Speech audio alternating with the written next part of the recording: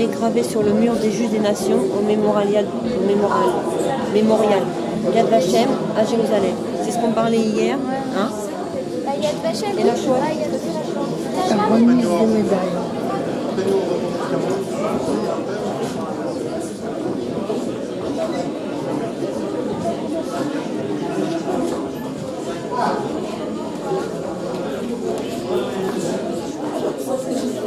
Non, non, allez-y, madame, allez-y, je vous en prie.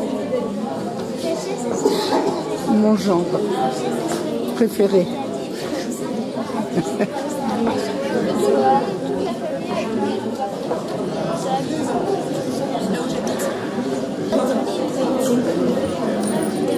Tes potes, mes potes, ouais, ceux Diony, les tiens, les miens. Marcel.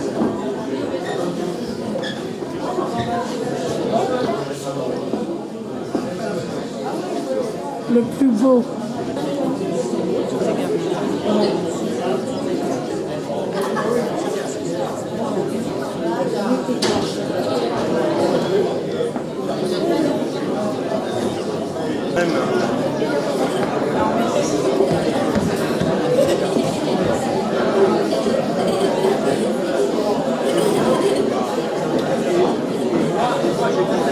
Et alors?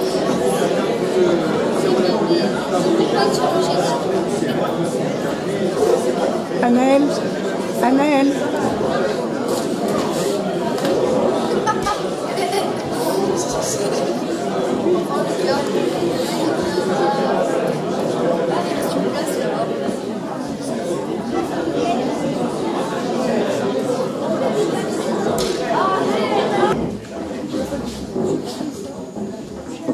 Les autorités. Culture à l'ambassade d'Israël, Monsieur le sous-préfet, Monsieur le délégué régional du comité Yad Vashem, Monsieur le sénateur, Mesdames et Messieurs les maires, Monsieur le conseiller général, Monsieur le président du conseil général, et Mesdames et Messieurs, qui allument les feux de l'intolérance. Par leurs actions en faveur des populations juives opprimées, Marie-Thérèse Gomi et Marie Lagraudière doivent être et rester un exemple, un modèle pour nous tous et particulièrement pour les jeunes générations.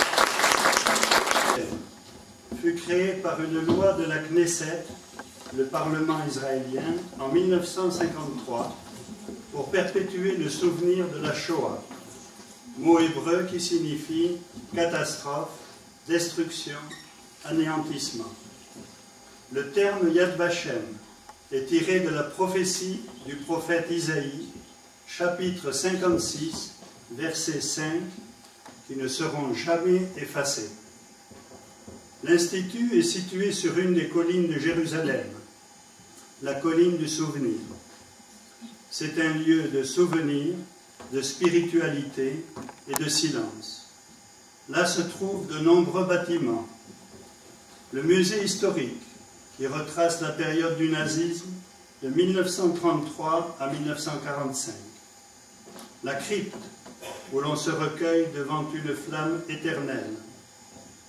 Le mémorial des enfants, où sont égrenés, en un martyrologe ininterrompu, les noms des 1,5 million d'enfants brûlés dans les fours crématoires.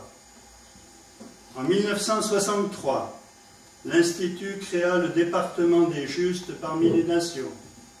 Ainsi, le chemin qui mène au musée est appelé l'allée des justes.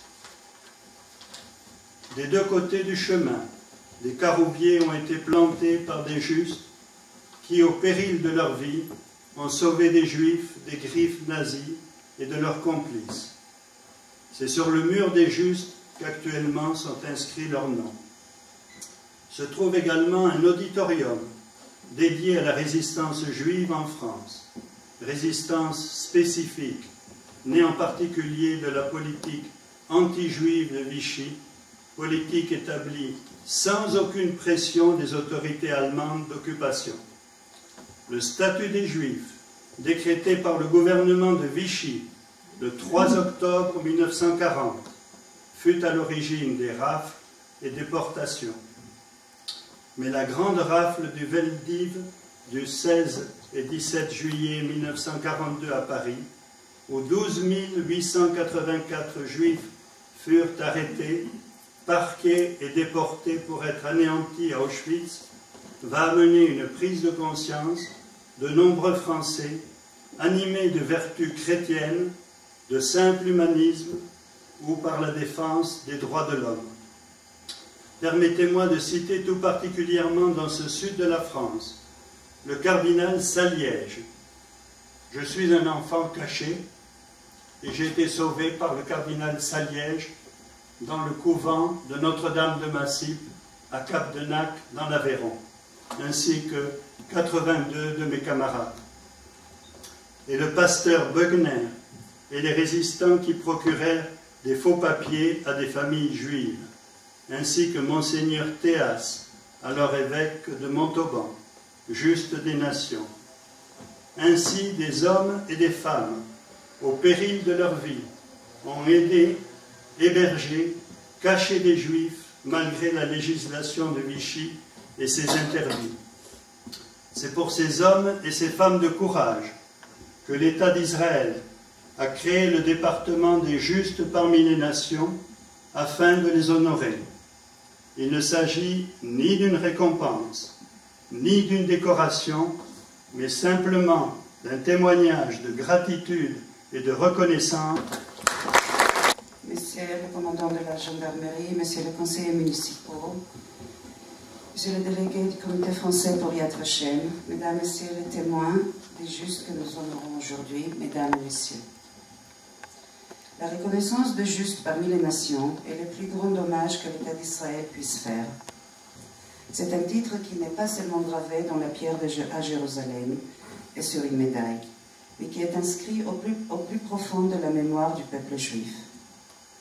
Cet hommage reconnu puis décerné aux justes, et pour Israël et pour le peuple juif, un acte très important et très puissant. Est-il possible de s'imaginer ce que veut dire sauver des vies en toute simplicité, en toute abnégation, mettant sa propre vie au péril? En cette période terrible de l'histoire de l'homme, recouvert de suie et de cendres, il est troublant et paradoxal de constater que du pire est sorti le meilleur. Souvenons-nous que la barbarie nazie fut une machine de mort infernale, minutieuse et exhaustive, qui ne laissait rien au hasard. Entre 1940 et 1945, la France traverse la période la plus sombre de son histoire. Elle a capitulé devant l'Allemagne nazie et les Juifs, d'abord mis au banc de la société, sont ensuite fichés, marqués, puis rapidement pourchassés et persécutés. Au milieu de ce cauchemar, personne n'est épargné. Hommes, femmes, enfants et vieillards, plus de 76 000 juifs, soit un quart de la population juive en France, ne pourra malheureusement pas échapper à un destin tragique. Traqués, arrêtés puis parqués comme des bêtes, ils seront pour la plupart d'entre eux exterminés dans les camps de la mort. Pourtant, ces justes considèrent que ce qu'ils ont fait était naturel, qu'il n'aurait pu en être autrement. En agissant ainsi, ils n'ont pas seulement sauvé des innocents d'une mort certaine. S'adressant contre la barbarie, ils ont sauvé la dignité de l'homme. Ils ont sauvé l'humanité tout entière.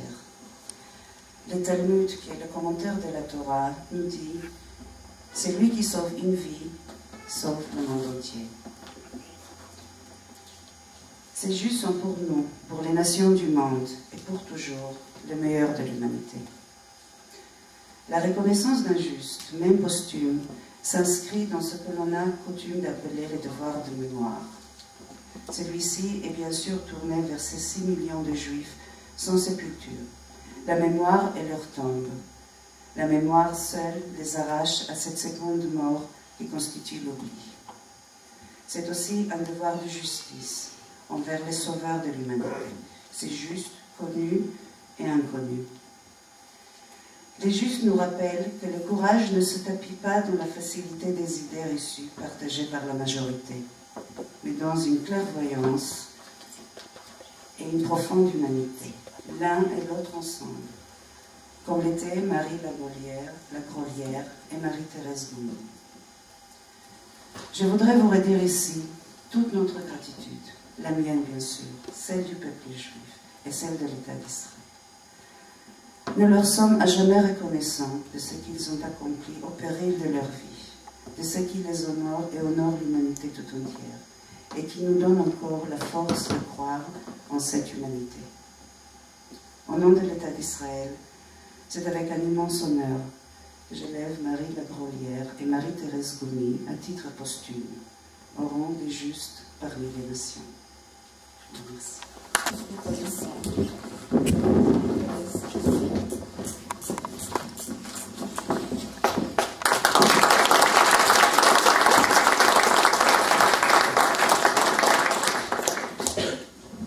Diplôme d'honneur. Le présent diplôme atteste qu'en sa séance du 11 mai 2005, la commission d'hommage aux justes des nations, nommée par l'Institut commémoratif des martyrs et des héros Yad Vashem, sur la foi des témoignages recueillis par elle, a rendu hommage et décerné la médaille des justes parmi les nations à Marie-Thérèse Goumi, qui, au péril de sa vie, a sauvé des Juifs persécutés pendant la période de la Shoah en Europe.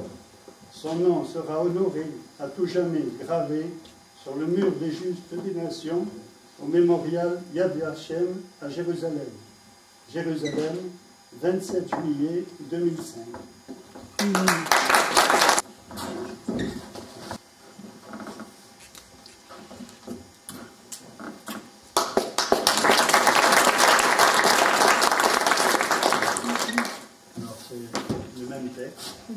À Marie Lagrolière. Jérusalem, Israël, le 27 juillet 2005.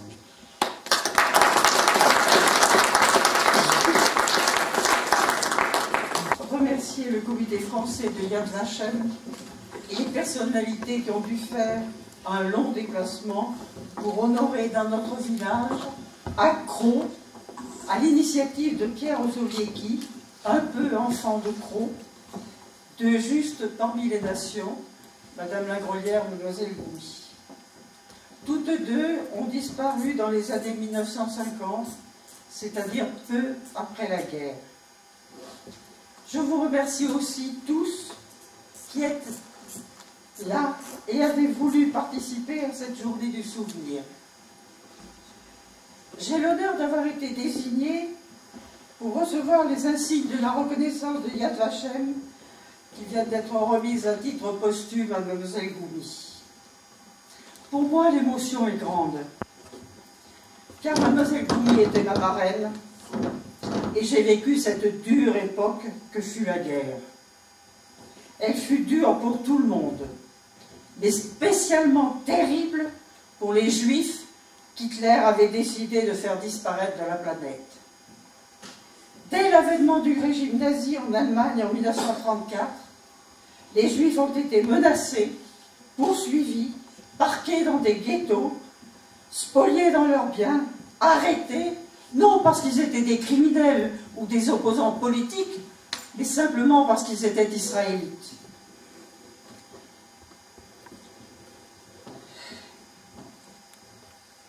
Des millions de Juifs, de toutes nationalités, je dis bien des millions, ont été déportés dans des camps de concentration et d'extermination et y ont laissé la vie dans des conditions épouvantables.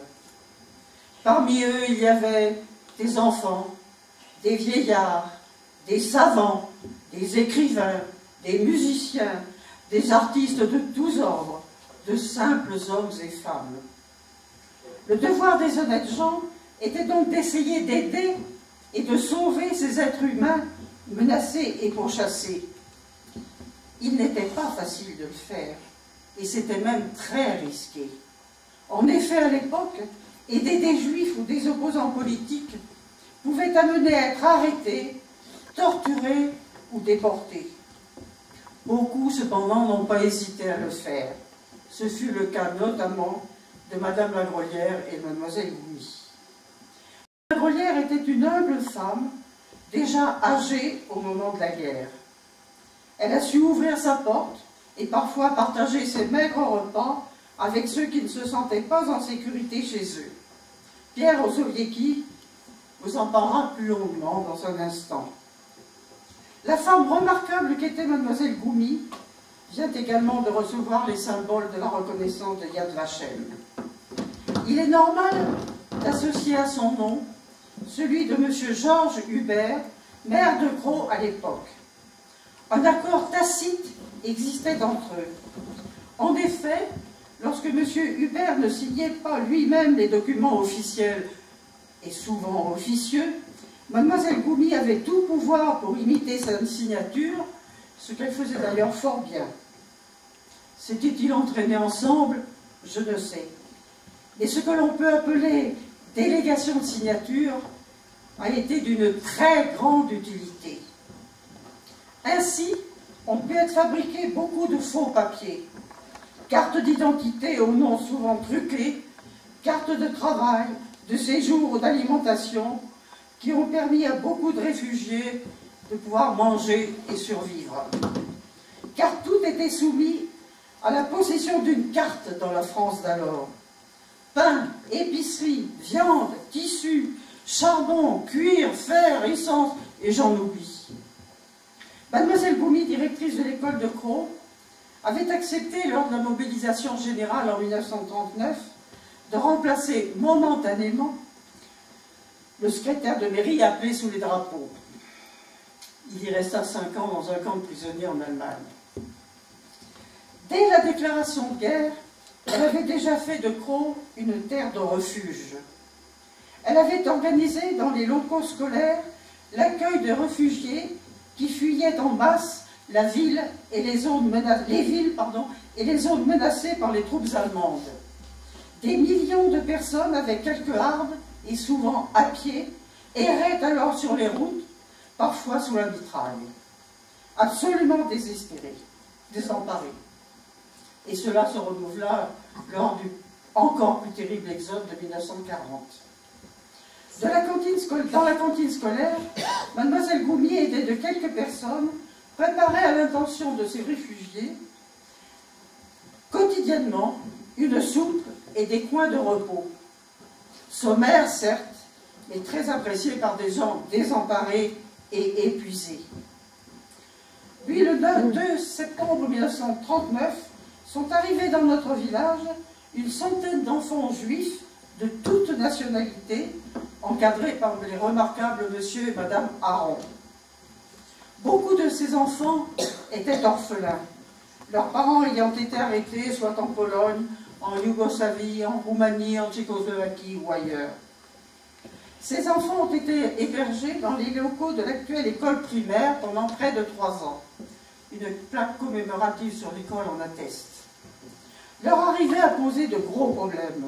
Problèmes de ravitaillement, bien sûr, mais aussi de scolarisation.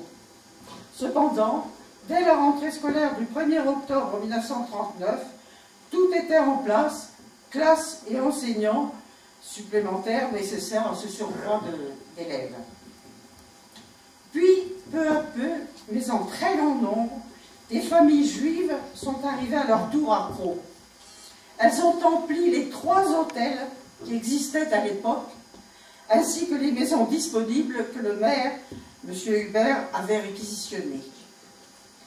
Ces gens qui avaient fui le danger en hâte manquaient parfois de tout. Grâce à Mademoiselle Goumi, ils ont pu avoir des papiers, faux bien sûr, et des cartes d'alimentation indispensables à leur survie. Dans les communes et villages alentours, des familles entières ont été hébergées. Et pendant toute la durée de la guerre, certains réfugiés ont travaillé dans des fermes ou à l'exploitation des bois que l'on transformait alors en charbon pour alimenter en gazogène les véhicules qui n'avaient plus d'essence pour circuler. Pour que ces gens qui risquaient tout en cas de dénonciation ou de descente de la police, Mademoiselle Goumi avait également prévu, grâce à la complicité et au courage de braves gens, des refuges dans des villages proches de Crau où les personnes menacées pouvaient se rendre en fuyant par de petits chemins moins dangereux que la route. Elle a aussi trouvé des complicités pour faire parvenir, notamment à Paris, de fausses cartes d'identité qui ont permis à plusieurs dizaines de juifs de s'échapper de la zone occupée pour venir à Cros, c'est-à-dire en zone dite libre, où la menace qui pesait sur eux était un peu moins grande. Puis, pour que notre pays puisse enfin sortir de la guerre, lorsque la résistance s'est organisée, Mademoiselle Goumi, bien sûr, en a fait partie et y a rendu de très grands services. De jeunes juifs ont également rejoint la résistance. Plusieurs monuments en attestent en Creuse. L'oncle de Pierre Osowiecky, Roger Pougatch, a été grièvement blessé lors d'une action dans la résistance. Ce que je veux évoquer aussi, c'est la remarquable enseignante que fut Mademoiselle Goumi. Elle, qui était très musicienne, nous a initiés à l'art et à la beauté. Mais elle a aussi, et surtout, éveillé en nous, ses élèves, les notions d'humanité et d'humanisme. Je voudrais, avant de terminer, signaler qu'à Cros et aux alentours, aucun juif n'a été dénoncé ou menacé. Et d'une manière ou d'une autre, beaucoup de croquants les ont aidés et protégés. Je crois que l'on peut en être fier, car, comme dit le Talmud, celui qui sauve une vie sauve le monde entier. Puisse cette belle phrase devenir une loi universelle. La voiture s'arrête devant une maison de Cros. De cette maison sortent une dame et une jeune fille. Apercevant un petit enfant dans la voiture, la dame dit « Il y a un bébé, il faut lui donner du lait. » C'est le début de mon histoire. Je suis ce bébé et Tézi est cette jeune fille. Je m'appelle Pierre Osowiecky. Je suis l'initiateur de cette cérémonie. Le nom de Pougatch vous est peut-être plus connu. Nous avons vécu ici à Cros du 16 juin 1940 à octobre 1945. Mes grands-parents, Marcel et Fanny, mes parents, Simone et Charlie, mon oncle, Roger, et nous étions alors des réfugiés. 65 ans après les événements tragiques de la barbarie nazie, je me trouve confronté à deux sentiments particulièrement forts. L'un de culpabilité pour ne pas avoir agi et réagi plus tôt, de ne pas avoir questionné mes parents, mes grands-parents, mon environnement, sur cette période à la fois triste et heureuse de mon enfance. Je ne saurais donc jamais pourquoi nous nous sommes arrêtés à Cros. L'autre, d'infinie reconnaissance envers ceux qui, malgré les risques, nous ont au quotidien aidés à survivre et qui ont permis que je sois là, devant vous, avec mes enfants et mes petits-enfants. Lorsque mon épouse et moi avons réfléchi aux moyens d'exprimer cette reconnaissance, notre idée première, compte tenu de toute l'aide que nous avions reçue, était de faire citer le village de Cros. Cela n'est pas possible. J'ai donc choisi Marie-Thérèse Goumi et Marie Lagrolière, mais à travers elles, c'est à tous les croquants qu'est destiné cet hommage. En ce qui concerne Mademoiselle Goumi, Tézi en a parlé beaucoup mieux que je n'aurais pu le faire. Pour Marie Lagrolière, le souvenir est précis. Je revois une grande silhouette noire avec des cheveux blonds, le petit jardinet et sa barrière devant la maison. C'est Marie Lagrolière qui, lors du passage de la sinistre colonne allemande Gesser à Cros, est venue me chercher à l'école et, me tenant par la main, m'a fait traverser les camions remplis de soldats en me demandant de leur sourire pour m'emmener dans son grenier où j'ai retrouvé mes grands-parents terrés sous des couvertures. Cros a toujours été dans les conversations plutôt joyeuses d'évocation, de souvenirs, et des noms sont toujours présents à ma mémoire. J'entends encore la voix de mon grand-père parlant des discussions entre le père Persat et le père Gendreau, qui rinçait son œil larmoyant avec un petit verre, les sourires lorsqu'on évoquait le baron où il allait casser du bois, Tatry, Louis Baudron le boulanger, René Gable le vacher poète, Jean-Marie le menuisier qui avait peur de l'orage, le respect qu'il avait pour la famille Papiot, le maire, M. Dubert, et Tanguy, le gendarme. Étaient cités aussi Dubet, le garagiste, Rivet, le photographe, Suchard, le coiffeur au nom de chocolat, Jacob, le mécanicien, Lothor, le docteur Beaufort, chez Lacrampe, chez Dumas, Carazé, le transporteur, Allègre, le forgeron, Longchambon, Passant, la ferme d'Élémé-Génard, transformée en garage, où logeaient mes parents, Francillon, le mercier, chef de la résistance, et aussi le pharmacien, dont je revois le parvis souillé à la Libération, Odette Borzé, les Villatel, Madame Delair, mon institutrice, et bien sûr la grande famille des Roches, Lulu le limonadier, qui nous emmenait dans son camion à Aubusson, voir mon oncle à l'hôpital, le boulanger, Madame Roche la bouchère, où mon père a travaillé, et dont se souvient Jeannot, ainsi que chez Domenat, le restaurateur à la jambe de bois, René Montpérou, le copain de mon père, Nénette Dutheil, l'ami de ma mère, puis mes copains d'école, Pierrot Dutheil, son cousin Jean-Pierre, Pierrot Cassier, et bien d'autres encore, dont j'ai oublié les noms, qu'ils me pardonnent. Mais plus de 60 ans après, c'est déjà pas si mal. Aujourd'hui encore, 1000 souvenirs et images sont bien présents à mon esprit et j'aurai grand plaisir à évoquer avec vous ces anecdotes. Savez-vous que c'est dans cette salle que pour la première fois, j'ai assisté à une séance de cinéma. De cette période, il y a bien sûr des enseignements à tirer sur le comportement de l'être humain. Je laisse cela aux historiens. Ce que je retiens, c'est que des hommes et des femmes ont su, au-delà de leurs propres difficultés, et avec abnégation, tendre la main à des êtres traqués, dont le seul crime était d'être juif, et de les aider était aussi un crime. C'est pour cela que je garde une foi profonde dans l'homme, et malgré l'époque actuelle de violence, où l'amalgame et les stéréotypes remplacent souvent la raison, je reste convaincu que l'amour et la tolérance ne sont pas des vains mots. Pour cela aussi, je suis fier de faire citer à l'ordre des justes parmi les nations de l'État d'Israël, Marie-Thérèse Goumi et Marie Légrolière, et d'associer à cette citation toute la population de Crau, et plus particulièrement Tézi Mazui, qui aida mademoiselle Goumi dans la fabrication des faux papiers, et c'est elle qui les convoyait à Paris.